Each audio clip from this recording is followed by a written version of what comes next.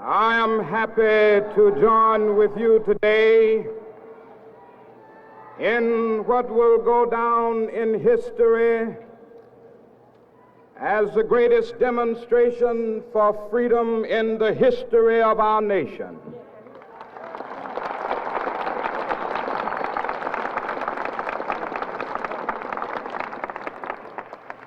Five score years ago, a great American in whose symbolic shadow we stand today signed the Emancipation Proclamation.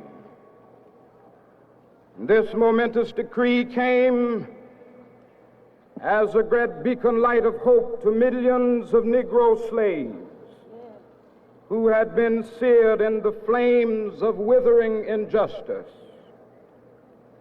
It came as a joyous daybreak to end the long night of their captivity. But 100 years later, the Negro still is not free. 100 years later, the life of the Negro is still sadly crippled by the manacles of segregation and the chains of discrimination. 100 years later, the Negro lives on a lonely island of poverty in the midst of a vast ocean of material prosperity. 100 years later, the Negro is still languished in the corners of American society and finds himself in exile in his own land. And so we've come here today to dramatize a shameful condition. In a sense, we've come to our nation's capital to cash a check. When the architects of our republic wrote the magnificent words of the Constitution and the Declaration of Independence, they were signing a promissory note to which every American was to fall heir. This note was a promise that all men, yes, black men as well as white men, would be guaranteed the unalienable rights of life, liberty, and the pursuit of happiness. It is obvious today that America has defaulted on this promissory note insofar as her citizens of color are concerned. Instead of honoring this sacred obligation, America has given the Negro people a bad check, a check which has come back marked insufficient funds.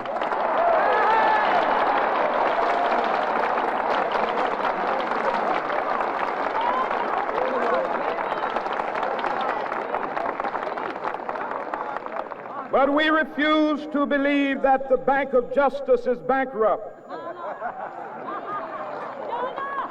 We refuse to believe that there are insufficient funds in the great vaults of opportunity of this nation.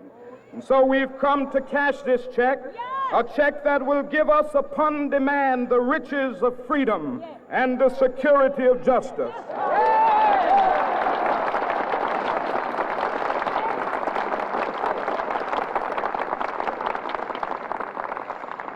We have also come to this hallowed spot to remind America of the fierce urgency of now.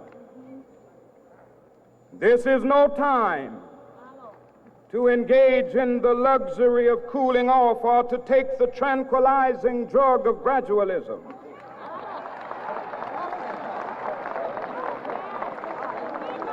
Now is the time to make real the promises of democracy.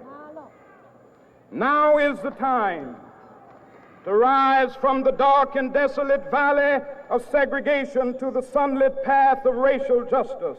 Now is the time to lift our nation from the quicksands of racial injustice to the solid rock of brotherhood. Now is the time to make justice a reality for all of God's children. It would be fatal for the nation to overlook the urgency of the moment. This sweltering summer of the Negro's legitimate discontent will not pass until there is an invigorating autumn of freedom and equality. 1963 is not an end, but a beginning. Those who hope that the Negro needed to blow off steam and will now be content will have a rude awakening if the nation returns to business as usual.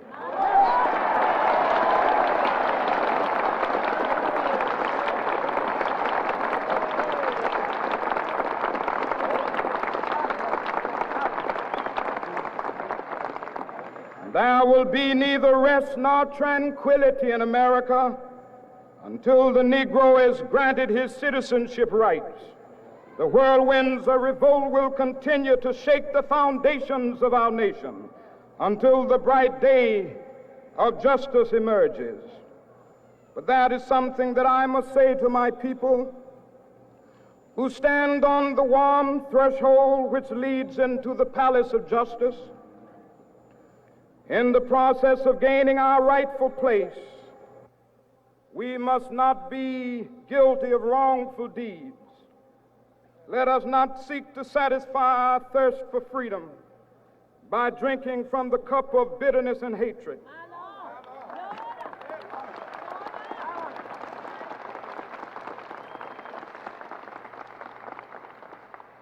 We must forever conduct our struggle on the high plane of dignity and discipline. We must not allow our creative protest to degenerate into physical violence. Again and again, we must rise to the majestic heights of meeting physical force with soul force. The marvelous new militancy which has engulfed the Negro community must not lead us to a distrust of all white people. For many of our white brothers, as evidenced by their presence here today, have come to realize that their destiny is tied up with our destiny.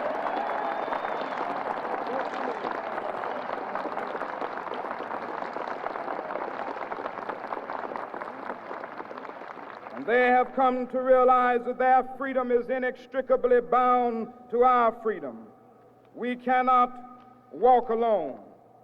And as we walk, we must make the pledge that we shall always march ahead. We cannot turn back. There are those who are asking the devotees of civil rights, when will you be satisfied? We can never be satisfied as long as the Negro is the victim of the unspeakable horrors of police brutality. We can never be satisfied as long as our bodies, heavy with the fatigue of travel, cannot gain lodging in the motels of the highways and the hotels of the cities.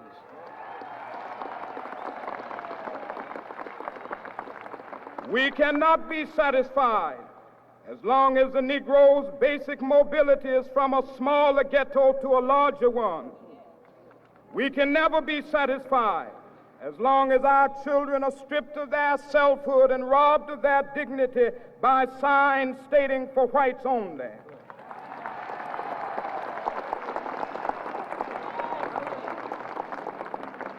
We cannot be satisfied as long as a Negro in Mississippi cannot vote and a Negro in New York believes he has nothing for which to vote.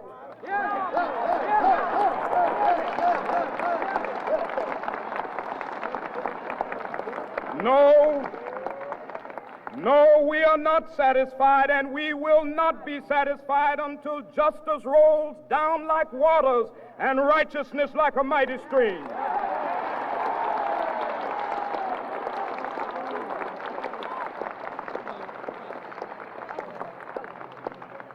I am not unmindful that some of you have come here out of great trials and tribulations. Some of you have come fresh from narrow jail cells. Some of you have come from areas where your quest for freedom left you battered by the storms of persecution and staggered by the winds of police brutality. You have been the veterans of creative suffering. Continue to work with the faith that unearned suffering is redemptive. Go back to Mississippi. Go back to Alabama. Go back to South Carolina. Go back to Georgia. Go back to Louisiana. Go back to the slums and ghettos of our northern cities, knowing that somehow this situation can and will be changed. Let us not wallow in the valley of despair. I say to you today, my friends,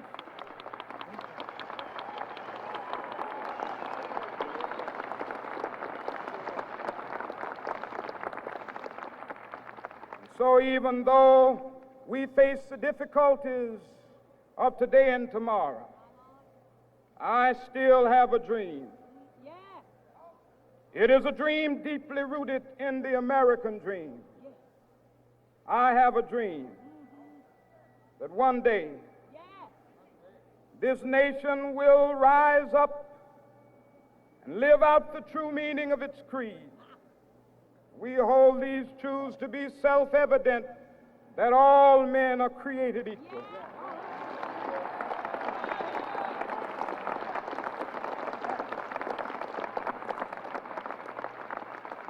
I have a dream that one day on the red hills of Georgia, the sons of former slaves and the sons of former slave owners will be able to sit down together at the table of brotherhood. I have a dream that one day, even the state of Mississippi, a state sweltering with the heat of injustice, sweltering with the heat of oppression, will be transformed into an oasis of freedom and justice. I have a dream that my 4 little children will one day live in a nation where they will not be judged by the color of their skin, but by the content of their character. I have a dream today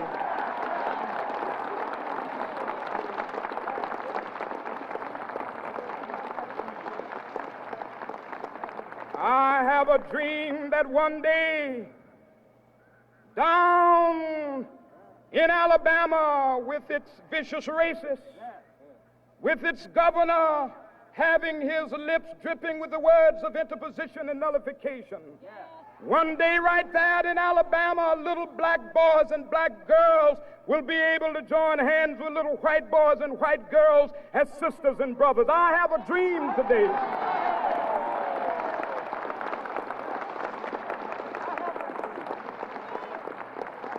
I have a dream that one day every valley shall be exalted, and every hill and mountain shall be made low. The rough places will be made plain, and the crooked places will be made straight, and the glory of the Lord shall be revealed, and all flesh shall see it together. This is our hope. This is a faith that I go back to the South with. With this faith, we will be able to hew out of the mountain of despair a stone of hope. With this faith, we will be able to transform the jangling discords of our nation into a beautiful symphony of brotherhood. With this faith, we will be able to work together, to pray together, to struggle together, to go to jail together, to stand up for freedom together, knowing that we will be free one day. This will be the day. This will be the day when all of God's children will be able to sing with new meaning, "My country, tears of thee. Sweet land of liberty, of thee I sing. Land where my fathers died, land of the pilgrim's pride. From every mountainside, let freedom ring. And if America is to be a great nation, this must become true. And so let freedom ring. From the prodigious hilltops of New Hampshire, let freedom ring. From the mighty mountains of New York, Let freedom ring from the heightening Alleghenies of Pennsylvania.